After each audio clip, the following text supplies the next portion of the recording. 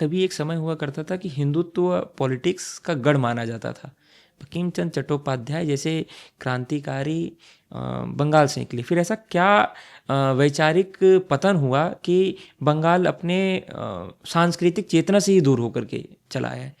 वो सांस्कृतिक चेतना जो आज से कई दशकों पूर्व देखने को मिलती थी, वो आज़ादी के बाद नहीं देखने को मिला है। इसके पीछे का कारण क्या था? मैं इसमें बहुत बड़ा एक कारण मानता हूँ और बहुत ही दुखद विषय था जब डॉक्टर श्याम प्रसाद मुखर्जी की मृत्यु हुई। वो एक ऐसा समय था जब बंगाल दोबारा उदय की तरफ जा रहा था, लेकिन कश्मीर में जो है जिस तरीके की घटना घटी और उनकी मृत्यु हो जाती है, उसके बाद बंगाल की राजनीति पूरी तरीके से बदल जाती है। वामपंथियों ने, जो वामपंथी मानसिकता है, जो कम्युनिस्ट मानसिकता होती है, सोशलिज्म की मानसिकता होती है, उसने कहीं ना कहीं पश्चिम बंगाल को कैप्चर करना शुरू कर दिया। नैरेटिव के स्तर पे क्या हो गया कि वो इतने रिवोल्यूशनरी बन गए, वहां पे इतना रिवोल्यूशनरी थॉट्स को चला दिया गया कि उनको भारत सरकार और अंग्रेजी हुकूमत में अंतर ही नहीं पता चल रहा था। ऐसी परिस्थितियां हुई हैं पश्चिम बंगाल के अंदर, और ये सारा एक सोचे समझे साजिश के तहत किया गया है। जी। बंगाल को तोड़ने के लिए सबसे पहला, जो आपने संस्कृति की बात की, तो उसमें सबसे बड़ा कारण ये था जो बंगाल का विभाजन किया गया। क्योंकि हम देखते हैं कि बंगाल के उस पार से भी काफी बड़े बड़े ऐसे हस्ती थे जी।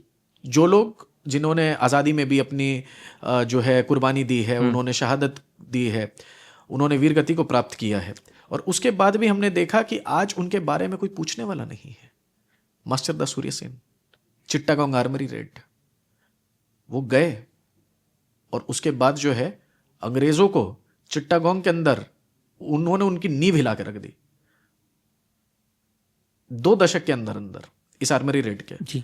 आपने ऐसी परिस्थितियां कर दी कि उस जगह का विभाजन कर दिया जहां पे मास्टर दा सूर्य सेन ने भारत की सरकार बनाने का प्रण लिया था, और आपने उसको एक इस्लामिक राष्ट्र बना दिया।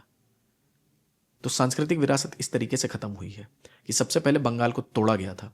जब 1905 में बंगाल का विभाजन हुआ था, उस समय बहुत बड़ा एक विरोध आया था जी। और उस विरोध का सबसे बड़ा कारण यह था कि बंगालियों को यह लगा था कि कहीं ना कहीं हमारे सांस्कृतिक धरोहर को ये अंग्रेज कुचलने की कोशिश कर रहे हैं। अंग्रेजों को ऐसे मजबूर किया गया कि 1911 में उस डिसीजन को रिवर्स करना पड़ा। लेकिन वो लोग जो है, ये कट्टरपंथी, जो इस्लामिक कट्टरपंथी हैं, उनसे नहीं लड़ पाए, उनके सामने हार माननी पड़ गई। तो सबसे बड़ा कारण ये रहा कि जो पार्टीशन हुआ। दूसरा, नैरेटिव के स्तर पर वहां पे हमने देखा है किस तरीके से बहुत ज्यादा मैनिपुलेशन कांग्रेस ने किया है, उसके बाद कम्युनिस्ट ने किया है।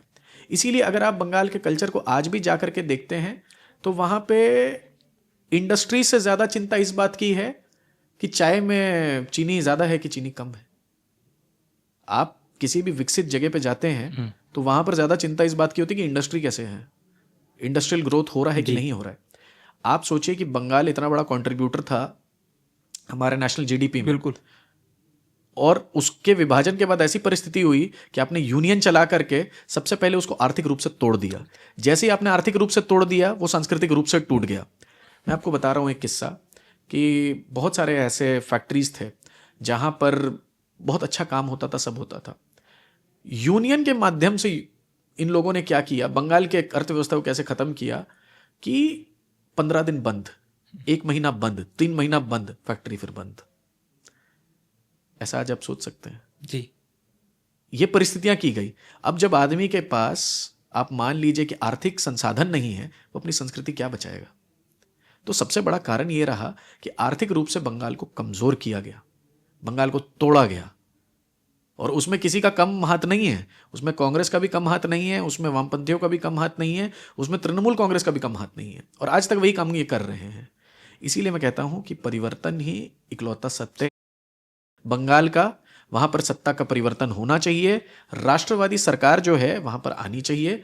भारतीय जनता पार्टी की सरकार, जो इस वक्त सबसे बड़ी राष्ट्रवादी पार्टी है, उसकी सरकार बिल्कुल आनी चाहिए यदि हमें वहां पर दोबारा से वहां की सांस्कृतिक आजादी के लिए लड़ाई लड़नी है। आप देखिए पार्लियामेंट सेशन में जी। पिछले बार जो दिसंबर में पार्लियामेंट सेशन हुआ, उसमें भारतीय जनता पार्टी ने वंदे मातरम की बात उठाई। इतने डिस्कशन के बाद ये निष्कर्ष आया कि किस तरीके से कितने इंपॉर्टेंट स्टैंजास थे जिनको हटा दिया गया था। ये किसको खुश कर रहे थे भैया? ये तो सवाल पूछना चाहिए ना जी। और इस पर क्या है, कहीं ना कहीं आंकलन होना चाहिए कि आप किसको खुश कर रहे थे। आज लेकिन एक राष्ट्रवादी सरकार आई है जिन्होंने उन स्टैंजास को फिर से ऑफिशियली वापस वंदे मातरम का पार्ट बनाया है और उसको अब पूरे देश के अंदर गाया जाएगा।